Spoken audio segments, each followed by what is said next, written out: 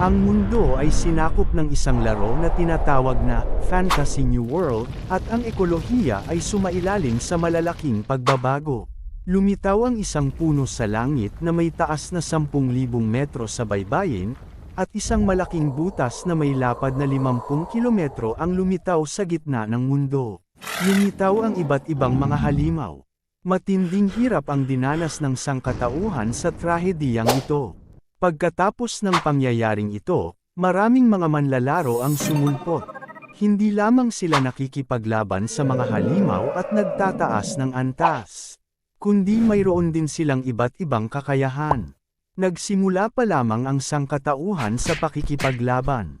Sa isang kwento ng mga pakikipagsapalaran at mga pagsubok, matatagpuan natin ang ating pangunahing tauhan na si Zhuang Wu, mag-isang nagdedesenyo ng laro, na nagsusumikap na makaraos sa buhay.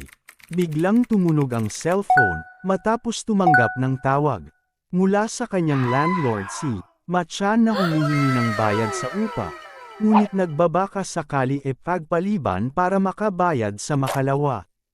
Dahil malaki ang makukuhang pera niya dito sa ginawa niya, at patuloy siyang nagtatrabaho sa kanyang laro ng may determinasyon. Gayunman, biglang namatay ang kanyang computer, at lumitaw ang mga kakaibang mensahe at numero sa harapan.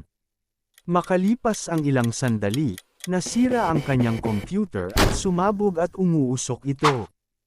Bagamat iniisip na magwawakas na ng kanyang buhay, napansin niya ang isang kakaibang ilaw sa screen, na nagpapahayag ng paglabas ng isang bagong laro na fantasy world sa mundong ito.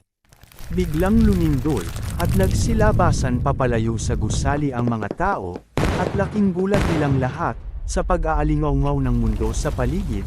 Nagulantang ang lahat, nagsimulang lumitaw ang mga ugat at puno mula sa lupa, walang komunikasyon, may kung anong bagay sa langit na sumasampa sa helicopter, sumabog, at nahulog, at nabubuhay ang isang halimaw na kanyang nilikha, tinatawag na hippogriff.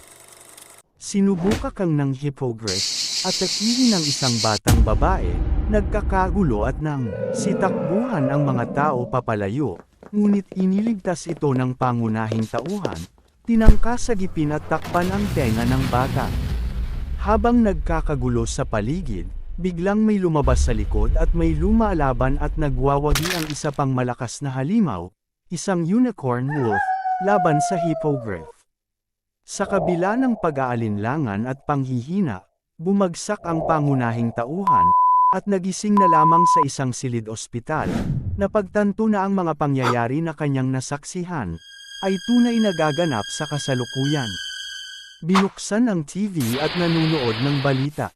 Natutunan niya tungkol sa krisis na nangyayari sa mundo ng tao, at siya ay tumanggap ng isang paalaala na nagpapakita ng mga detalye at talento ng kanyang karakter. Simula niyang magduda na ang laro na kanyang nilikha sa katunayan ay nakapasok sa tunay na mundo. Ang isang nagdedesenyo, na ang pangalan ay Zhuang Wu ang nagising, tabi niya sa upuang nakita ang isang batang babae, nang may agad may pumasok sa silid, si Ma Chun-chan, na nagsabing ba't bukas ang TV. At tinatanong kung gising ka na ba? At inabot ang mansanas kay Wu tas napatingin, sa batang babae si Meng Meng, nagising nagpapahayag na siya ang kanyang anak, na tinawag siyang tatay si Wu. Sa pagkabahala, nagulat na may bata na palang inaalagaan si Wu, na pilit ipinaliwanag niya ang sitwasyon sa kanyang landlord na si Ma, na walan ng memorya at hindi maalaala ang mga nangyari, at nais niyang mahumingi ng deskwento sa renta, si Wu, na may utang sa ospital at iba pa, pero napapayag na pakiusapan siyang irehistro si Meng bilang isang nawawalang bata. Habang hinihintay ang pagdating ng mga magulang ni Meng Meng, nag-aalaga si Zhuang Wu kay Meng, at kahit na may ilang aberya at bayad sa pagkumpuni, at pinsala sa nagagawa, masipag at masunurin ang batang si Meng Meng, nagpasya siyang panatilihing kasama ito. Ang mga halimaw na haati sa dalawang klase. Nasa kapatagan ay mas mahina, at mas malakas ang mga nasa ilalim nito. Pagkatapos ng kalahating taon, isang araw binitbit ni Meng Meng sa panangga at inabot ito. Naghahanda lumabas si Wu. At maglalakbay para manghuli ng jackalope si Wu at napatunayan niya sa pagpagsa nito ay may bago siyang mabubuksan sekretong paraan. Nasa kapatagan siya at nanghuli siya ng jackalopes. Gamit ang dala na pala at nakahukay ng isa sa butas at sinubukan siyang atakihin nito. Ngunit hinampas agad at nahimiti ang kalaban, at kinalaunan ay nanghuli pa siya ng marami ng ito, sa bagong fantasy world na kanilang kinalalagyan. Pagkatapos pumasok sa gusali nakilala si Zhuang bilang Bunny Slayer matapos ang misyon na patayin ang mga jackalope sa kapatagan. Nagsabi na matumal ang benta nitong mga araw ito, at ibinigay sa may-ari ng tindahan ang nahuli niyang jackalopes, at nagdadagdag ng 5 minuto at 5% bilis ang paggamit ng lutong ulo ng jackalopes. Sa tabi may nagmamasid na magandang dalagita. At nakatitig kay Wu, nakakita siya ng isang NPC, na tinatawag na Lai Kuya, na ibinunyag na isa sa mga Diyos ng laro. Ang maganda at kaakit-akit na NPC ay nagbibigay ng biyaya sa mga masipag na karakter. Si Wu, pumatay ng 10,000 jackalopes at umaasang papurihan at basbasan siya ng Diyosa na si Lai Kuya. Gayunman, nagalit si Lai Kuya at tinagurian siya bilang Bunny Slayer.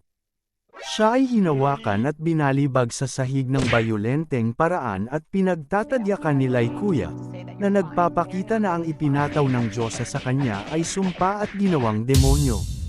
Nang umiba tumingin pataas at sinipa ng malakas at tumilapo ng malayo. Nagmarkas sa pader at bawas ang buhay ni Wu. Sinubukan ni Wu na maunawaan ang kanyang mga bagong abilidad bilang isang bagong demonyo at napagtanto na ang pagiging isang demonyo ay nagbibigay sa kanya ng mas mataas na mga katangian kaysa sa pagiging isang ordinaryong bayani. Natuklasan din niya ang mga bagong kasanayan at kakayahan, tulad ng demon imitation at anyong demonyo. Gustong magpasalamat at muling lumapit kay Lai Kuya pero nag-aalangan ang bida, na mangha, ang ibang mga manlalaro sa kanyang sumpang katayuan at nagnanais na sampain din sila. Lingid sa kaalaman si Wu, ang bagong lahi nakasandal lang sa gilid, samantala, sa loob ng HQ, nagtatanong kung may bagong balita sa kanyang nasasakupan, sa kanyang sekretarya. Si Lebigyon, sa pag-atake sa iba't ibang kuweba at kanilang mga tauhan, nalaman ng Pangulo ng Player Management Association ang bagong lahi ni Wu at manmanan siya dahil kilala niya ang kanyang ama. Nagpasya siyang isama siya sa mga grupong taga-respond.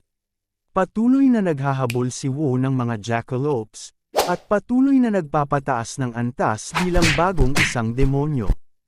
Gumamit siya ng kakayahan, para mahimatay ang kalaban, natapos na sana siyang magpapataas ng level, sa paglalaro ng jackalope sa paligid, nakita niyang may malaki at malakas na orang malapit sa kanya, isang hari ng jackalopes, na kumakain, nang gumulantang at nagpakita sa lugar kung saan nilapitan niya ito. Isa ito sa unang boss sa laro na ginawa niya at sinubukang atakihin. Ngunit napagtanto niya na kailangan niyang isang pana at palaso ang hawak-hawak niya ay isang pala na di nakakapinsala sa boss. Sino ba ang maguguluhan sa disenyo ng larong ito kundi siya din pala? Napansin siya at lumulaga ang jackalopes. Sa pagsugod sa pagtanto na di siya susundan at tumakbo, inatake siya at nakaiwas sa lahat ng galaw.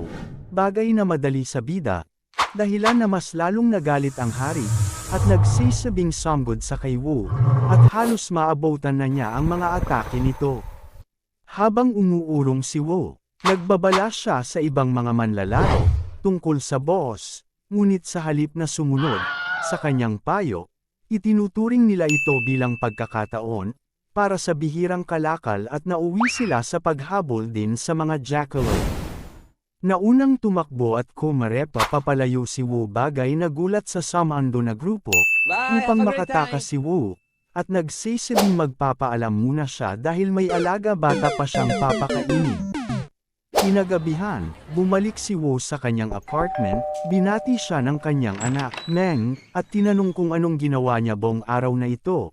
Siya ay nagsabi na binigyan siya ng aklat na may mga imahe si Ma ang kanilang landlord, at nagsasabing, "Huwag kung ano-anong pinaggagawa sa kanya." Nagutom ang dalawa. Binalak na maghanda ng hapunan si Wu, sa kusina, at natuklasan na wala na siyang pagkain, at ang kanyang anak na si Meng ay nabubuhay sa kaunting pagkain lamang. Nag-alok siyang gusto ba niya ng pritong manok, pero di sumangayon si Meng, sa kadahilanan na baka di makabayad sa bahay. Kung may sapat sana silang pera makakaipon siya sa pagiging isang manglalaro na ang katangian ay isang ubod ng lakas ng katawan at kakayahang gumaling ng pinsala at sugat. Kung siya ay isang lumulusob sa kuweba, magkakaipon ng kristal na ipagpapalit sa pera, may kumatok sa pinto at nagsisibing knock-knock, "Who's there?" Pero determinadong magbigay para sa kanya si Wu. Ginugol ni Wu ang karamihan ng natitirang pera niya sa isang maluho at pangako niyang magpaalam sa kahirapan. Dito na po ang KF Family Meal Delivery nyo. Nang salo-salo at kumain, at pagkatapos na tulog kinalaunan ang batang si Meng, binisita at inayos makatulog ng mahimbing si Meng. Bumalik si Wu sa kinauupuan, at nabalita ang nasa mabuting kalagayan, ang mga sumandong grupo sa kapatagan. Ngunit may sadyang di inaasahang kaganapan, kung saan hindi ka panipaniwala ang nangyayari, kagaya ng nakakatulong ba ang paraan mula sa mga Diyos. Batid na binabati kas kung nakakatulong ba talaga ito, at di na ulit lumikha si Wu, ng mga paraan, at yumuko na lang. Sa kadahilanan kapag di natalo ng mga manglalaro, ang isang kuweba sa ilalim ng lupa, ito ay maaring mas lumakas, at may merwisyo palabas at mas nakakapinsala. Iniisip ng pangunahing tauhan na si Wu, ang kanyang mga nakaraang pagkabigo bilang isang gabay at ang matinding mga bunga nito sa mga manlalaro. Noong sumunod na araw, dumating siya sa kapatagan sa gilid ng lungsod, na may kahandaan sa kanyang patuloy na mga suliranin sa pinansyal, na unawaan niya, na kailangan niyang matutunan, kung paano kumita ng malaking pera. Sinabi niya sa sarili niya, na pwede niyang ipagwalang bahala ang hapunan, pero nag-aalala sa kay Meng. Naghahanap din ng mga baboy. Nasa antas 6 na siya at kailangan niyang marating ang 10 hanggang umaga, kaya nagpasya siyang mangolekta ng mga beast na kristal. Natuklasan din niya na ang mga ngipin ng mga baboy ay, na naglalakad sila ng grupo. Hindi sila nag-iwan ng mga kristal, kaya walang halaga ang paghuli sa kanila. Kaya kaunti lamang ang mga manlalaro ang interesado sa kanila. Sa di pagkakaalam ng iba, mayroon siyang lihim na mga karagdagang premyo sa laro na kanyang tanda mula sa paglikha nito. Karaniwang, ngunit pagkatapos patayin ang 100 uri nito, doblehin nito ang karanasan ng isang manlalaro. Gamit ang kanyang mabisang panghampas na dalang pala, hinampas niya ang isang na nasa antas 3. Unti-unti niyang nauunawaan, na ang pag-abot ng antas 10 ng mabilisan depende sa kanya. Biglang may lumabas na paalala na siya ay nakapatay na ng isang, na nagbigay sa kanya ng 10 puntos ng karanasan. Nasiyahan, nagpatuloy siya, at napuno siya ng kasiyahan habang naghahanap. Ngunit nagulat siya nang makakita ng isang grupo ng malalaking galit na mga baboy sa likod niya.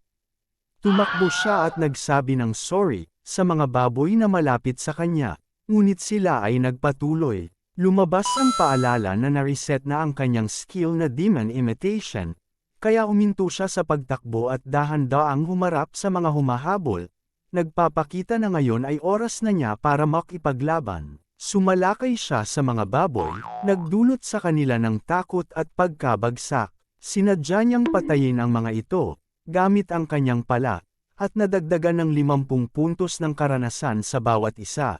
Tumulong sa kanya na maabot ang antas 10, ng madali, at simulan ang misyon ng pagbabago, ng kanyang tawag, sa pagkatapos makarating sa puntong interaksyon ng laro. Masaya siya na makitang sa wakas ay nakamit niya ang antas 10. Bagamat tumagal siya, ito ay di niya inaasahan, may sapat pa rin siyang oras. Ang kanyang misyon, ng pagbabago ng tawag bilang demonyo, ay lipunin ang kuweba ng demonyong lobo, na matatagpuan sa hilagang bahagi ng Skytree sa loob ng 60 minuto. Ang kuweba ng Demonyo Lobo ay isang kuweba sa ilalim ng lupa, na antas ay angkop para sa mga pangkat o grupo ng 5 manlalaro na may mga antas mula 10 hanggang 20 at nagbago na ng kanilang mga tawag. Sa bagong mundong ito ng pangarap, may 2 uri ng mga kulungan. Ang mga kulungang nasa kuweba ng lupa, at ang mga nasa ibabaw na lokasyon, at may mga pisikal na mga pintuan. Ang mga nilalang sa loob ng mga ito ay hindi makalalabas, at kapag nilusob ng mga manlalaro ang mga ito, magbabalik sila sa dati. Mawawala ang mga kulungan kapag malinis na ang mga ito ng mga manlalaro.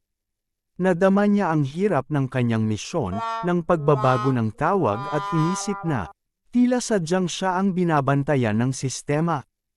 Pagkatapos na ilabas ng sangkatauhan, ang mga atomic weapons sa Skytree, nabuo ang isang bilog, na nagbabawal sa lahat ng mekanikal na kasangkapan. Kapag may sasakyan na lumapit sa Skytree, bigla itong nasusunog.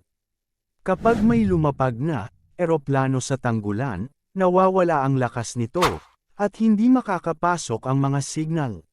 Dahil dito, ang mga karwahe na hila ng mga kabayo, ang karaniwang paraan ng transportasyon sa paligid ng Skytree, na ibinibigay ng libre ng pamahalaan, para sa mga manlalarong pumapasok.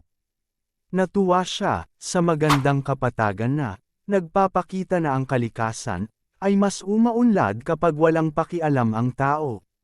Sa huli, naabot nila ang kanilang layunin, at masaya siya sa wakas ay nakarating na siya sa kuweba ng Demonyong Lobo. Tulad ng karamihan sa mga laro ng MMORPG, ang mga manlalaro ay tumitigil sa pagtaas ng antas nila upang tulungan ng ibang manlalaro sa pamamalitang pinansyal. Nag-aanunsyo ang mga manlalaro na ito bilang isang grupo ng tagapaghatid at nangako na magbigay ng mga kristal at kagamitan. Biglang lumapit si Shen, isang player na nasa antas 19, kinabahan siya at madali niyang binuksan ang kanyang inventaryo. Alam niyang kailangan niyang pigilan silang makilala siya. Sinabi ni Shenzhen na ang kanilang grupo ay binubuo ng 4 na player at kailangan nila ng isa pa. Nagtanong siya kung gusto niyang sumama sa kanila. Tumingin siya pataas habang suot ang isang mask, at tinanong ni Shen kung bakit niya ito suot. Natanto niya na siya ay isang manero, isang propesyon na nakatuon sa pagmimina ng mga kristal ng mga hayop sa loob ng mga kuweba at karaniwang hindi nakikipaglaban. Binigyan siya ng katiyakan ni Shenzhen, na ang kanyang propesyon ay hindi hadlang at maaari siyang sumama sa kanila. Sinabi rin ni Shenzhen na ang mga nakuhang nakagamitan ay hatiin sa pagitan ng orihinal na 4 na miyembro. Hindi nila siya nakilala. Pumayag siya sa mungkahi ni Shen. Magkasama, binuksan nila ang pinto ng dungeon, at sila ay sinalubong ng matinding kadiliman. Dahil sa Skyline Tree na nagbabawal sa lahat ng mekanikal na kasangkapan, umaasa sila sa mga ilaw ng mahika at solo para sa pag-iilaw sa halip na mga flashlight. Nagtungo sila sa loob, at binuksan niya ang kanyang demon's eyes. Nakita nila ang mga pumipintig na mamahaling bato na nakalubog sa salupa at pader. Naengganyo si Kezia Zhang. Antas 18, na kolektahin ang mga beast crystal. Agad binalaan siya ni Shen na wag gawin ito. 2 lobo ang lumitaw mula sa kadiliman, ang mga pulang mata nito ay nagliliyab sa galit. Ito ay isang armadong lobo na nasa antas 12. Nagbabala si Shenzhen sa kanyang grupo tungkol sa mga armadong lobo at nagpaalam sa kanila na ihanda ang sarili para sa nalalapit na labanan. Siya ay nagtataguyod ng pansin ng lobo, isang lobo ang sumalakay sa kanila. Sa susunod, huwag kalimutang mag-like, subscribe, at i-click ang bell icon. Sa pagsubaybay, laging manood at makinig sa Otaku Narrator. Maraming salamat.